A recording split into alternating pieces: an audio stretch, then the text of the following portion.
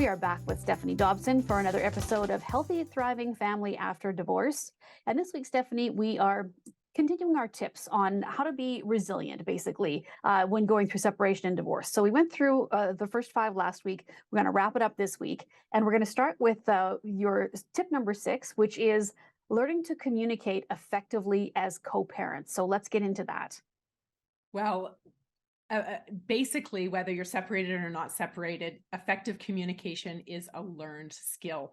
It's most of the time when people separate, one of the big reasons I find that people separate, and sometimes even if it's not a reason, it's a problem during their relationship, is communication. So if it wasn't great during the relationship, we know that we have to get some skills after the separation to increase and improve our communication. So my recommendation is to get in, first of all, is to get into a routine about how to best communicate about certain topics. So if you know that it's something really quick, you might want to do it by text, but you might want to also look at organizing your communication by doing things like logging into an app. Right.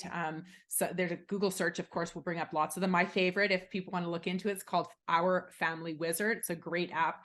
I have, for my own clients, I have an e-learning platform, and inside of there, I have books that you can download. And one I've written that's called Effective Co-Parent Communication. So I believe that the foundation of all effective co-parenting relationships is communication. So if you can get better at that and focus on that, read about it, learn about it, especially in the context of separation and divorce, you'll be well on your way. All right. And the next tip is getting some consistency between households. Why is it important to make sure that it's basically the same between the two when dealing with parenting? Well, we know that children thrive off of consistency. And tip number 2, we talked about the routine being the parenting schedule being consistent and coming up with a calendar. In this particular tip, we're talking more about the consistency between homes. So we know that kids going from one home to the other, that exchange in and of itself can actually be a really stressful time and a stressful experience for kids. Sometimes it's because the actual exchange creates conflict between the parents, but it can also be because I'm going from mom's house to dad's house and I have to remember, okay, what are the rules at the other parent's house, and what's the bedtime and what's the electronics rules. So it's helpful to have some consistency between the two homes so that it makes it a lot easier for kids. So I'll give you some examples: bedtimes, electronics rules, curfews and screen time limits, homework rules, electronics at mealtime rules, nutrition guidelines, right? We're not eating McDonald's every day at one parent's and then have to eat fruit and vegetables at the others. Chore expectations, hygiene. I had clients where I talked for a whole hour about toothbrushing, and discipline, and just avoiding too much differences, because sometimes the kids, not only do they have trouble between two homes, but they may start to favor one household. They might put the McDonald's household over the vegetables household. Right. So we don't want to have that happen. All right. And the next tip is liaise with the professionals that surround the children. Why is this important, Stephanie?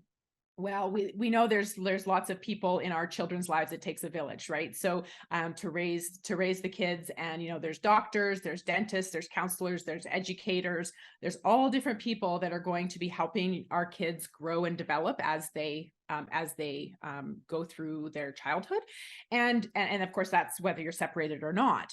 But if we can somehow make sure that we let those third parties know, the people that are in our kids' lives, let them know what's going on at home, and make sure that hopefully you can have both parents that are actually interacting with these professionals and say, please let us both know what's going on with the kids, or can we have a meeting with you as parents? We want to know, what do you notice?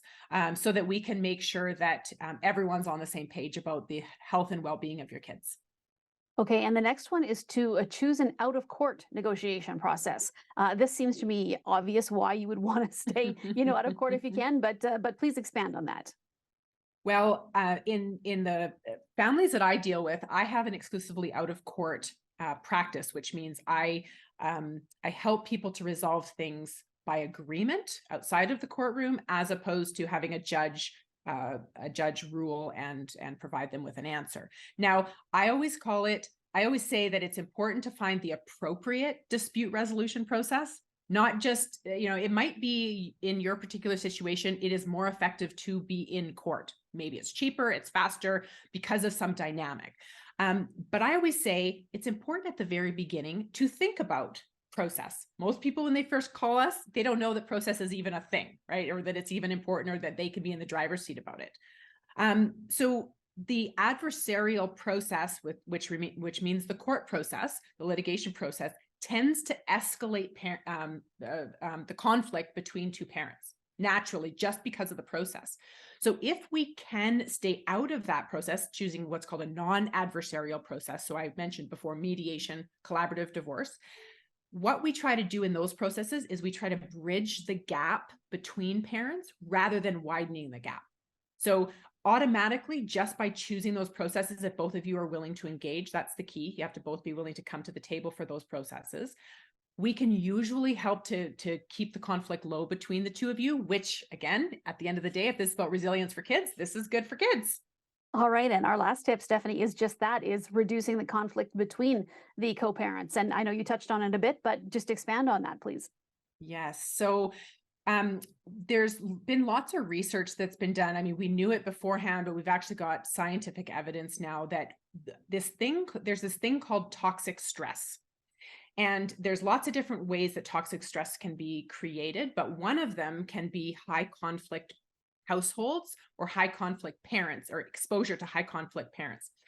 We know that scientifically, toxic stress can be detrimental to children's brain development.